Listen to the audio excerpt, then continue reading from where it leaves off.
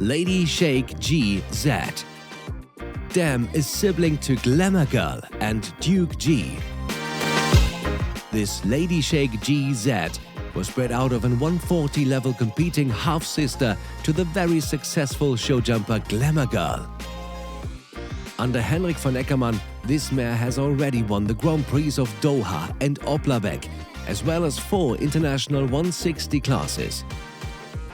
Grand Dam Moonlight II has also produced the 160 level horse Duke G, ridden by Natalia Czernik.